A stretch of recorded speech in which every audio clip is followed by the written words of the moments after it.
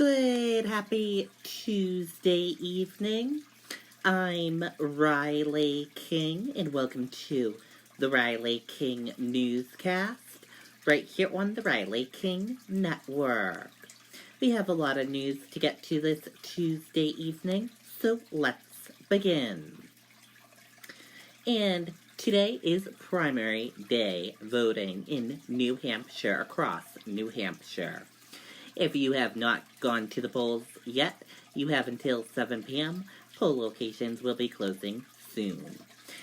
Let's begin this evening edition of the Riley King Newscast with voter information, if you haven't gone to the polls yet.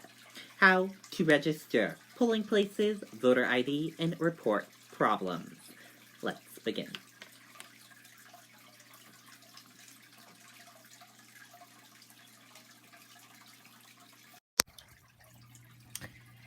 Here is some important information about voting in New Hampshire. Primary election day, February 11. Voters may register at the polls.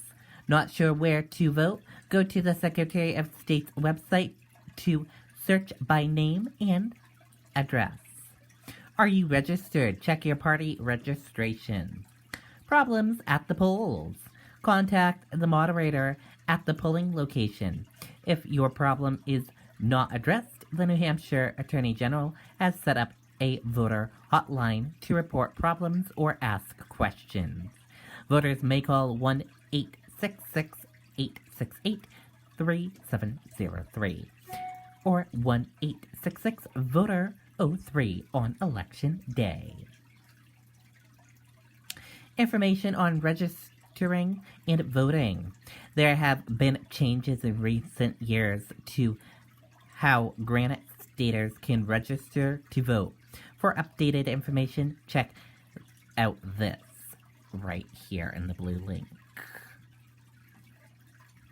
To be eligible to register and vote in New Hampshire, a person must be at least 18 years old and a U.S. citizen, and location in a town or ward where the person plans to vote.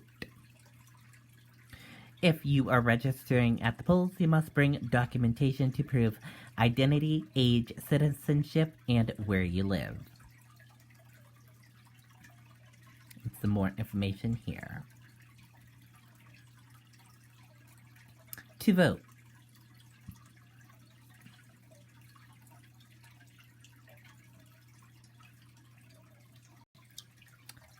So if you are getting out of work and making your way to the polls, that is good information if you need it. Polls open across New Hampshire for first in the nation primary. Voters greeted by campaign supporters, candidates, and media. Let's take a listen to that video from WMUR News 9, Kristen Carosa.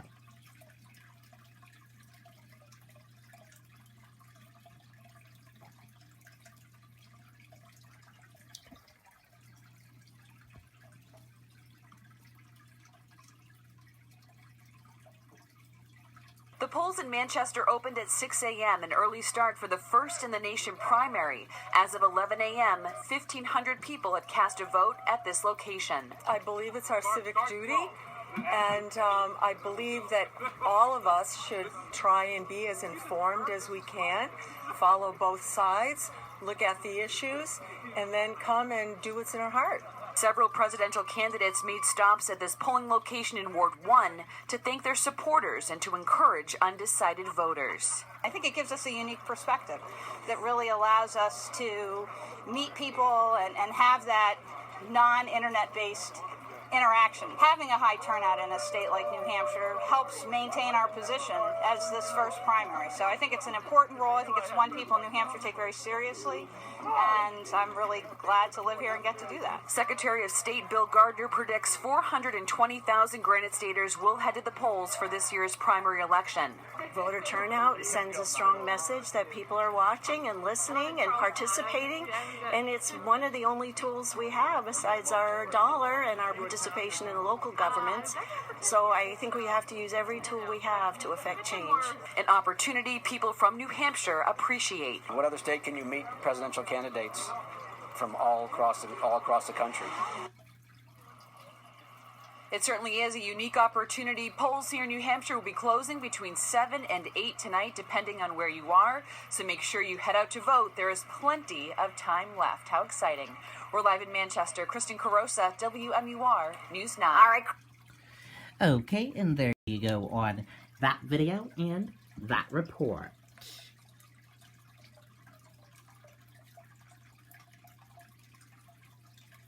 First results of 2020 New Hampshire primary are in.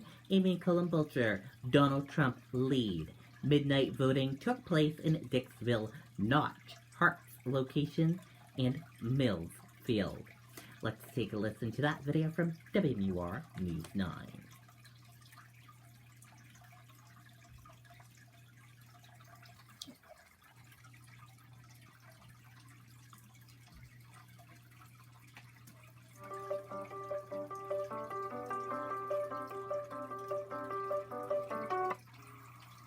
Let's listen in.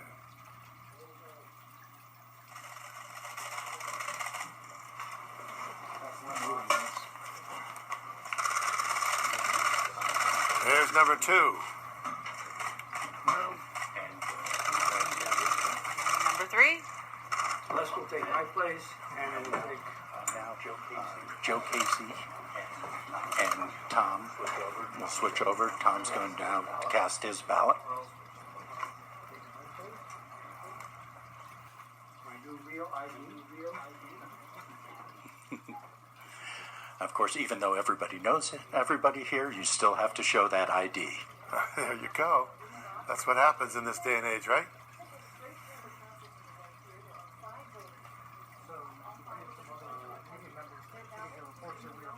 Of course, the Tillotson family has been involved with this process for so many years. And with this, the New Yes, Hampshire as we primary mentioned, is it was, underway. Tom's. As we mentioned, it was Tom's dad that started this whole voting here at Dixville Notch, Neil Tillotson. Tillotson name very prominent here. I wonder what he's doing in that booth. Casting his ballot. You know, Tom and Jen, I don't think I've seen this much attention for 5 votes unless it was a Supreme Court decision. Yes. It's so much fun. It really is. And now one more to go, I believe, right? Now we got the other moderator there, I believe. Showing his ID. Showing his ID. He'll go into the booth. And then do we have the big reveal right away, pretty much, Ray?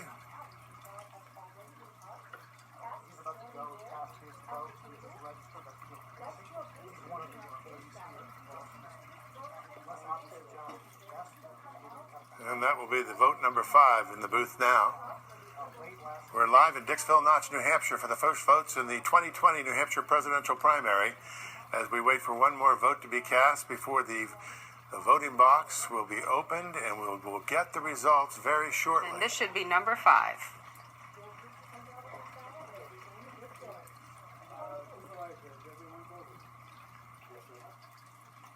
It's official.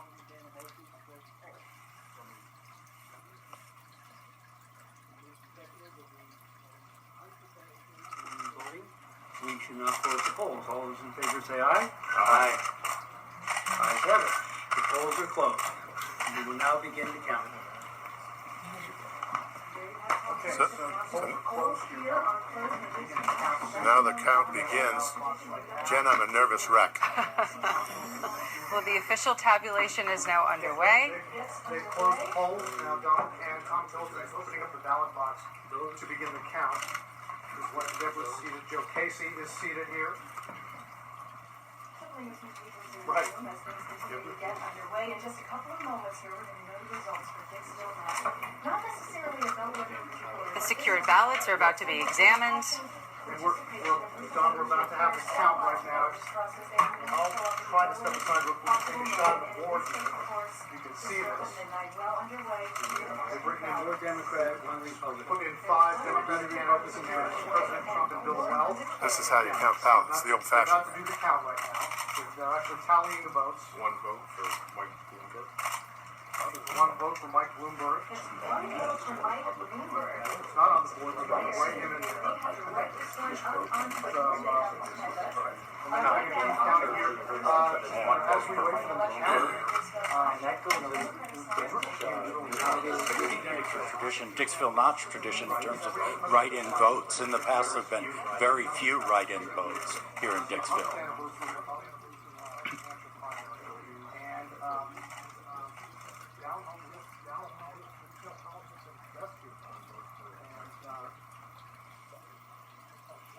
Excuse me, just a second. Tanner.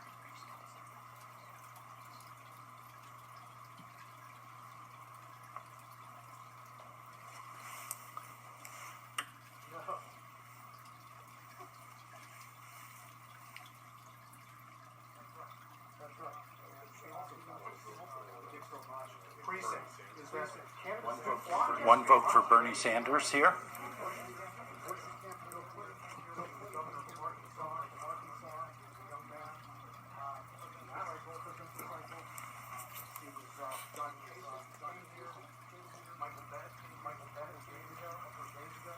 So they do come here, Don, and there is a lot of interest here with the candidates coming and putting in their mark. Pete Buttigieg. So certainly Bernie Sanders, Pete Buttigieg leading in the latest polls, and here in Dixville Notch they are tied, running neck and neck so far. With 2 votes still to be counted. We have at least one for Pete Buttigieg. What does it have? 1 vote for Mike Bloomberg. Oh, another write-in vote for Mike Bloomberg. Again. This is unusual for Dixville Notch to have write-in candidates. We are ready to announce the results. On the Republican side. Okay, here's Ready he's for it? going to announce him. The Republican, there was 1 vote cast, and it was a write-in for Michael Bloomberg. Republican side. Yeah, she was right. The red one.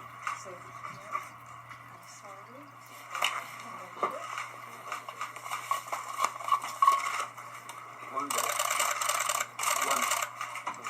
One vote for Michael Bloomberg.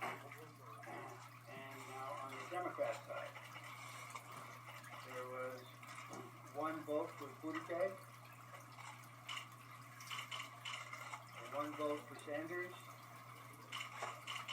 and 2 write-in votes for Mike Bloomberg. Oh.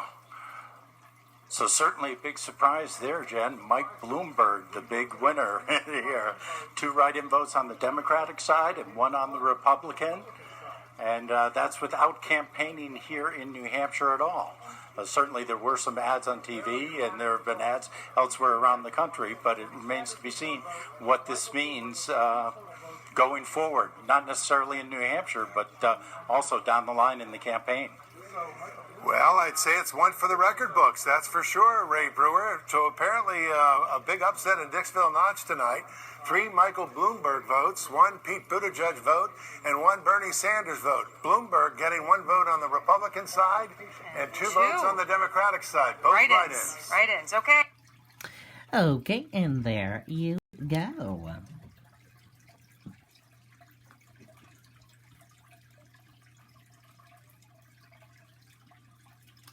Joe Biden to travel to South Carolina before New Hampshire primary results come in. Biden said at New Hampshire debate, "I'll probably take a hit here." Let's take a listen to that video from WR News 9.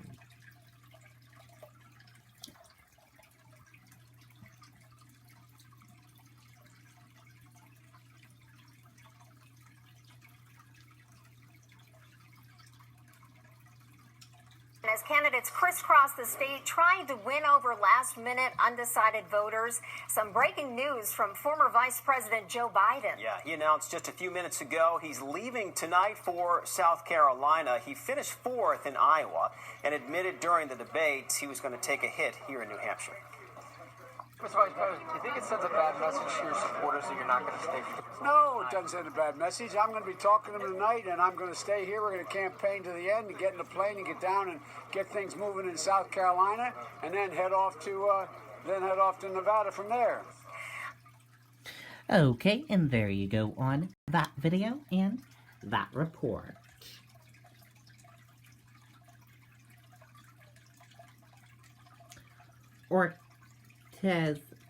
Cortez campaigns in New Hampshire for Sanders. Congresswoman says Sanders' values speak to people across country.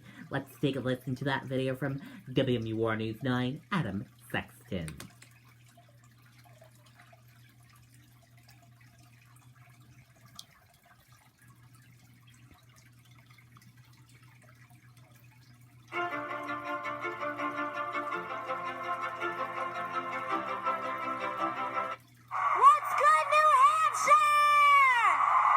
Congresswoman Alexandria Ocasio-Cortez, one of the biggest rising stars of the Democratic Party, made her Granite State debut Monday night in Durham before a crowd of nearly 8,000. As we all know, New Hampshire is critical in creating and generating that momentum leading up to the rest of the primary season, and especially on the tails of Iowa, which was less than conclusive. In a one-on-one primary day interview with News 9, Ocasio-Cortez explained why she's supporting Bernie Sanders. The Congresswoman's endorsement last year gave the Vermont senator a bounce at a crucial point in the race and provided a strong link to a new generation of voters. I think his values really speak to the reality and the values of not just young people, but people all across the country. As we heard last night from both Vice President Mike Pence and President Donald Trump, the attack line against the eventual Democratic nominee in 2020 is going to be socialism. Congresswoman Ocasio-Cortez believes that's just name-calling that's not going to stick. You can shout whatever names you want to shout. What's the actual policy that we're fighting for? And the actual policy agenda is Medicare for all, tuition-free public colleges and universities, a living wage, and frankly, Republicans have been calling common sense policies socialism since Franklin Delano Roosevelt. In Manchester, Adam Sexton, WMUR, News 9. Okay, and there you go on that video and that report.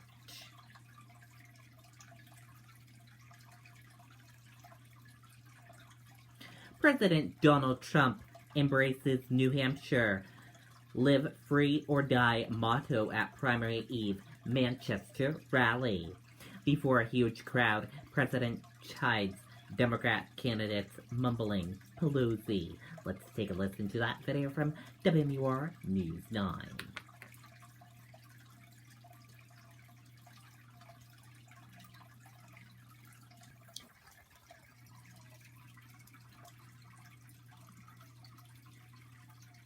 At Beltates, customers will find everything they need for a building project. The brand names you trust to perform. And with a fleet of over 50 delivery vehicles, we deliver when and where our customers need them. Beltates Building Products. 9 locations throughout New Hampshire and Massachusetts.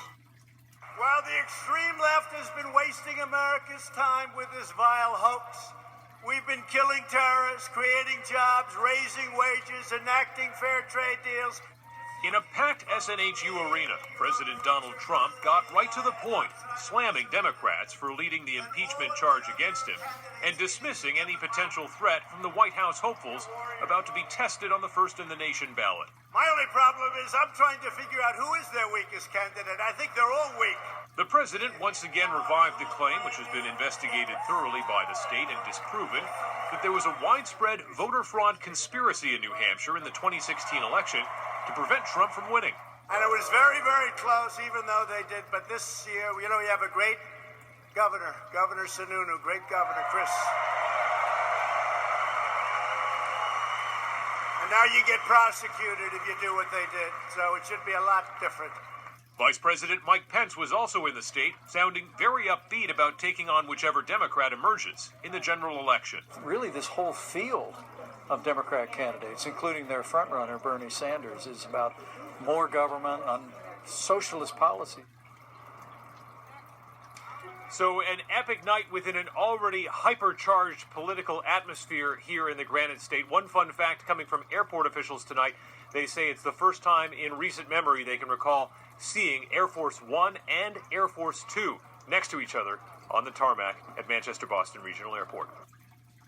Okay, and there you go on that video and that report. Henniker police say no arrests have been made in connection with triple shooting. Let's take a listen to that video from WMUR News 9.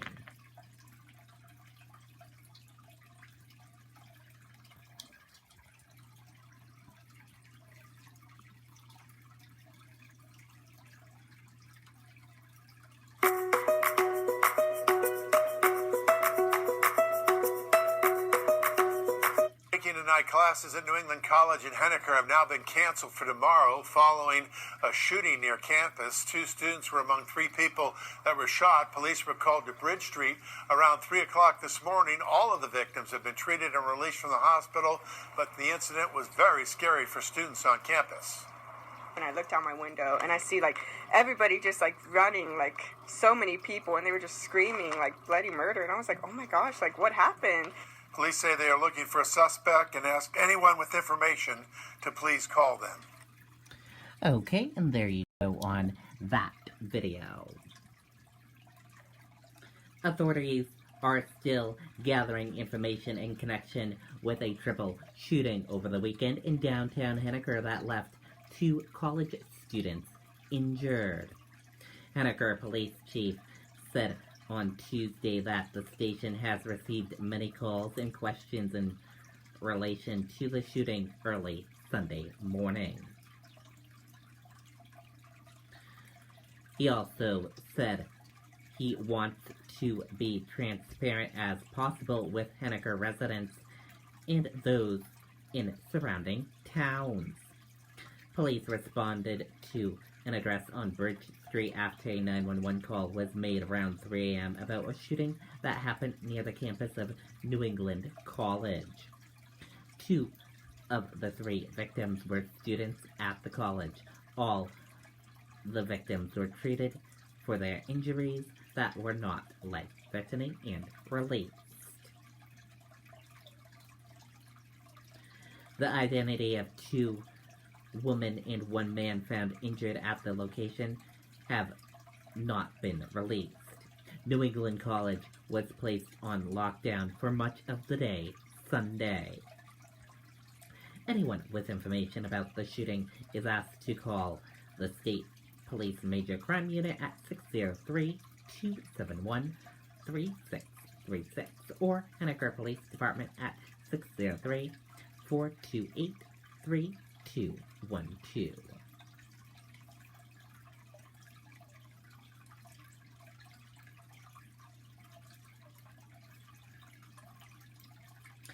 And now let's take a look at that U.S. stock market and see how U.S. stock market closed for this Tuesday evening. And here's a look at that U.S. stock market for all of you.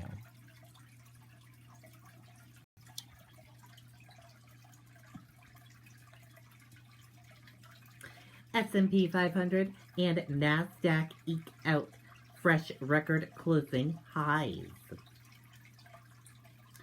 The S&P 500 and NASDAQ rose marginally on Tuesday, eking out fresh record closing highs as investors designated testimony from the top U.S. central banking official and assessed the potential economic impact of the coronavirus.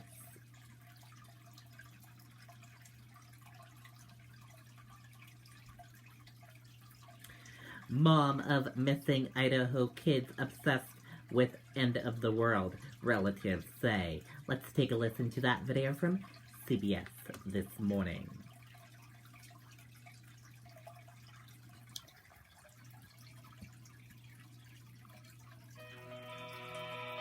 The aunt of one of 2 missing Idaho kids says their mother had recently become obsessed with the end of the world. 7-year-old J.J. Vallow and 17-year-old Tylee Ryan were last seen in September. That's a few weeks before their mother, Lori Vallow, married a man named Chad Daybell, who's written multiple books about doomsday scenarios. The couple is now in Hawaii. Jonathan Vigliotti has been following this story from Rexburg, Idaho.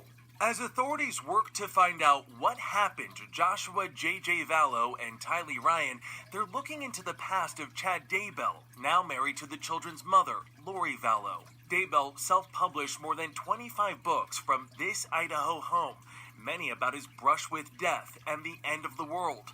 His preachings are what first attracted Vallow. In a Skype interview, the missing girl's aunt says Vallow became obsessed with doomsday scenarios. And she says, sometimes I think it would just be better just to put my kids in a car and go off the side of a cliff. Vallow moved to Idaho to be with Daybell after her previous husband, Charles Vallow, died of suspicious causes last summer in Arizona. Daybell's wife, Tammy, also died under mysterious circumstances last fall. The sheriff in Fremont County, Idaho, is investigating. So there's a chance here that Lori could have also played a role in this death along with Chad. There is a chance that has occurred, and one of the things that we are looking at very closely. Last month, authorities confiscated 43 items from Chad Daybell's Idaho home, including cell phones, journals, documents, and medications. Have there been any signs of life that you or your colleagues have found? No. You would expect parents, and specifically Lori as a mother, to be a little more responsive about what's going on with her children. There has been no sign of life or death, and without that, an investigator tells me it's all but impossible to bring this couple back here to Idaho. Tammy Daybell's body has been exhumed. Gail, we're waiting for the results of that autopsy. Boy, all right, Jonathan, thank you very much. Anthony, the more you hear, the more ominous and disturbing it is, the details that keep coming. Stranger and stranger. Yes. Hoping for a resolution in that case sooner rather than later. Okay, and there you go on that video and that report. And that does it for this evening edition of the Riley King Newscast right here on the Riley King Network. I hope you all have a great rest of your evening, and I'll see you back here tomorrow for another newscast. And I'll have a news report coming up in a little bit. Good night and bye, everyone.